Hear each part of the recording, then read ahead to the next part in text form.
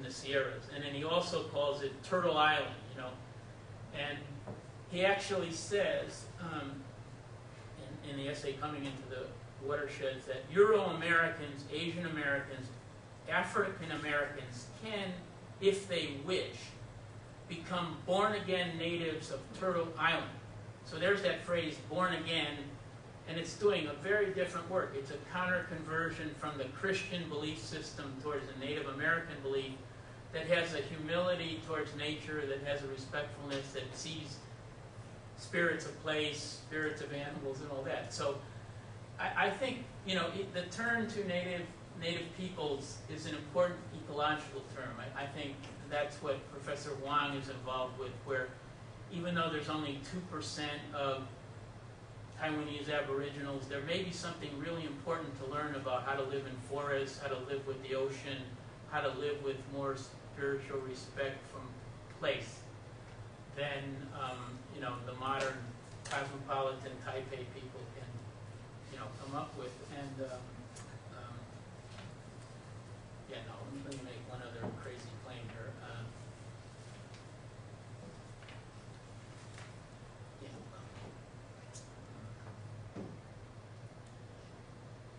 it was about.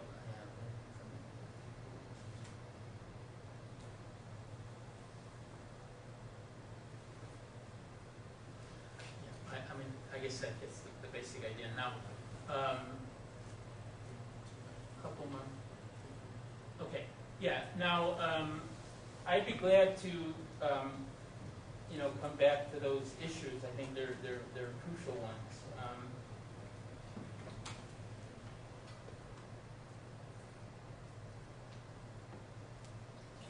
Yeah.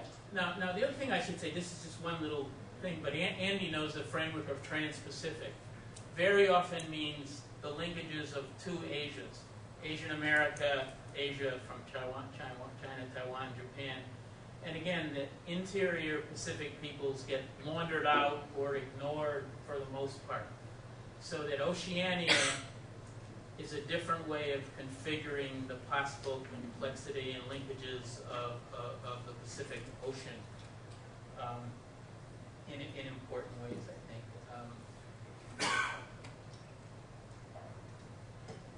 Yeah, there's one other link I wanted to make between Gary Snyder and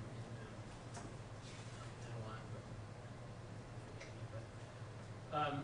Now, I'm going to jump ahead. This is in the epilogue, and I'll talk a little bit about myself. And I'm going to talk about a rather surprising conversion that took place when I was an undergraduate in UC Berkeley.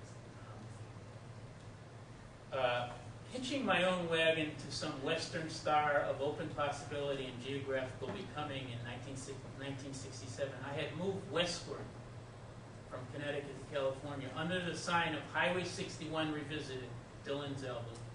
The I Ching, well, I don't have to tell you what the I Ching is. Meher Baba's a Sufi prophet, Howl, you know, and San Francisco street paper, The Oracle. And went on to undergraduate and graduate degrees in English at UC Berkeley, where I was founding editor of Berkeley Poetry Review. Since that time, I have been teaching literatures in universities in Hawaii, Korea, Taiwan, Massachusetts, and California. Perhaps as my colleague in humanities at UC Santa Cruz, James Clifford, once observed, my life work and writing have been organized around a kind of anti-manifest destiny journey from east to west and along lines of flight that comprise sites of Asia-Pacific and un-American spaces of writing, like Hawaii and Taiwan, or the DMZ wanted spaces of Seoul.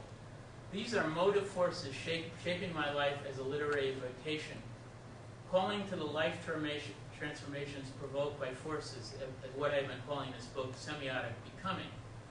If you stay long in or along the Pacific, you become a part of it. See the world from these formations and sites. Even if you take New England spirit, even if you take New England values with it. Now, one thing, for example, in Kaohsiung, surfing developed in Hawaii and Tahiti. The Atlantic had an ocean. They didn't develop surfing.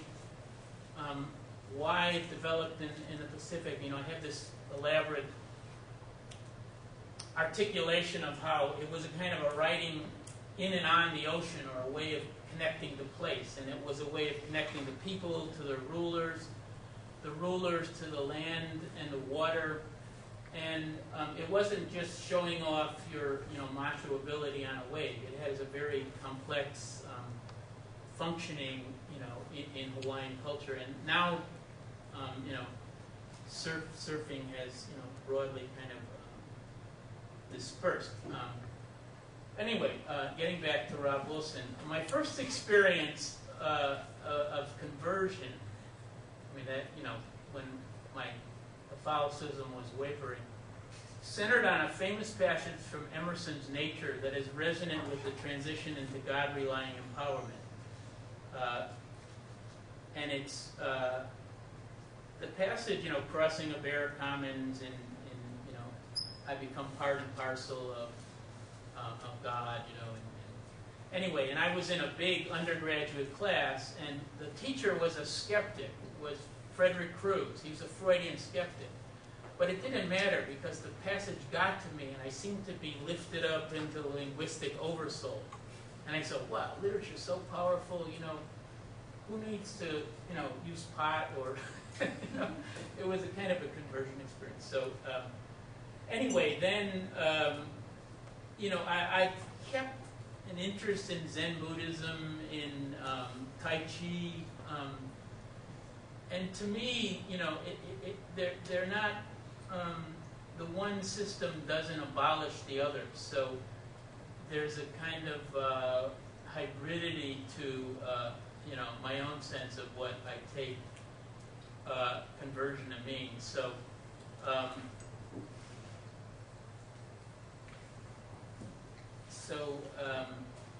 conversion, as I read it, is not so much salvation as experimentation trope and mask, the life call to adventure, poesis, and ridge, all of which goes under the sign of becoming. This, to me, is what becoming an English major meant in the heady energies, cultural politics, and wild left affluence of the West Coast in 1968. Now, I should say one other thing, and then I'll be glad to respond to the questions or comments, etc., from the two speakers or two respondents and then the audience, of course. In Kaohsiung, they have a research imperative to study Asia Pacific Oceania. So they know what it means for marine biologists to study the ocean, scuba divers, research teams, etc.